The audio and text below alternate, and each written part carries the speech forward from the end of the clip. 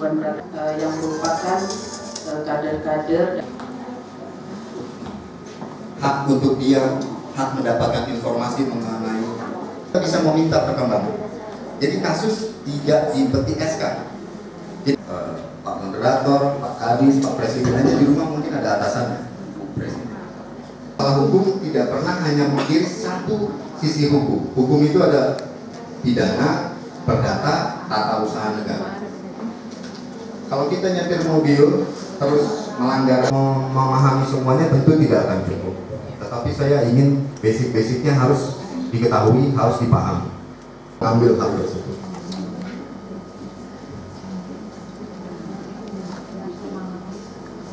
Tangan tanpa tekanan, mendapat pendampingan, bebas dari pertanyaan yang menjerat.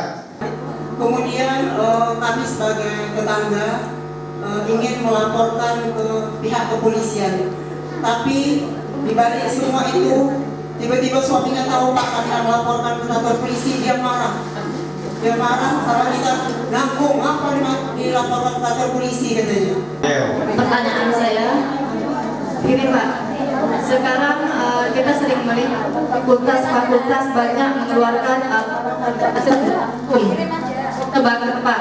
penegak hukum, jadi untuk menegakkan hukum. Contoh dengan kejadian banyak para koruptor yang terciduk dan maksudnya hubungan hukum di kejaksaan. Para koruptor bisa bebas, bahkan terkadang hanya mendapatkan hukuman yang tidak setimpal. Posisi penting sangat berat. Pertanyaan saya masih seputar KDRT, Pak. Tapi ini kaitannya dengan pasangan suami istri yang tidak tercatat dalam administrasi negara. Dalam arti mereka hanya menikah siri. Kayak pembunuhan sudah pasti siapa saja boleh. Tapi kalau kayak penghinaan itu harus yang terkena. Demikian sayangnya memang di dalam undang-undang KDRT itu merupakan delik aduan, betul. Sehingga tidak bisa kalau pihak yang terkait tidak mau mengadu.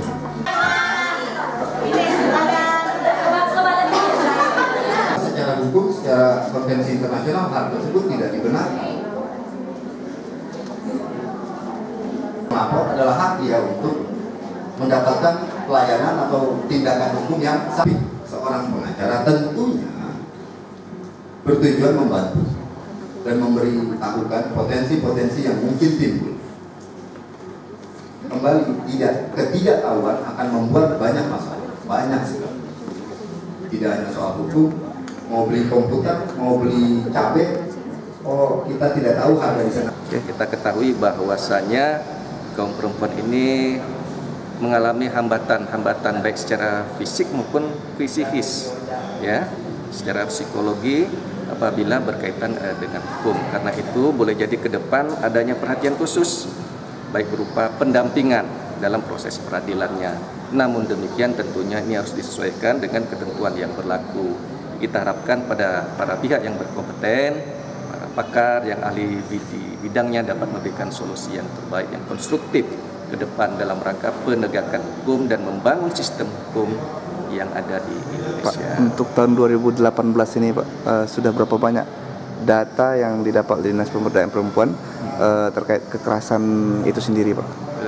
Sementara untuk kekerasan terhadap perempuan khususnya kasus-kasus ya, kasus-kasus hukum berkaitan dengan kekerasan di dan yang kita konseling juga lebih kurang 21 ya, 21. Dan alhamdulillah kita melakukan proses pendampingan dan dapat diselesaikan, walaupun juga ada yang sampai ke ranah hukum. Namun demikian dengan kerjasama yang baik semua pihak, dari kepolisian, dari P2, TP2A, dan kader-kader yang ada, pihak kecamatan, kelurahan, RT RW, alhamdulillah dapat kita tangani dengan baik. Kita lakukan proses mediasi. Kita menyediakan konseling itu secara cuma-cuma atau seperti apa untuk masyarakat? Secara cuma-cuma kita berikan, karena ini merupakan salah satu fungsi atau peran pemerintah daerah yang ada. Kita juga bekerja sama dengan para pihak terkait di instansi yang ada. Secara khusus tentunya sudah ada P2 TP2A, Pusat Pelayanan Terpadu ya, untuk permasalahan perempuan dan anak. Kemana seandainya ada perempuan mengalami kekerasan, kemana mereka harus mengadu gitu? Dalam hal ini ke gedung ya, kalau itu kasus-kasus KDRT di lapangan kita ada satgas-satgas. Oh, ada satgas. Jadi mereka dapat kepada petugas kita di lapangan satgas. Nanti tentunya kita harapkan dapat dimediasi, diselesaikan.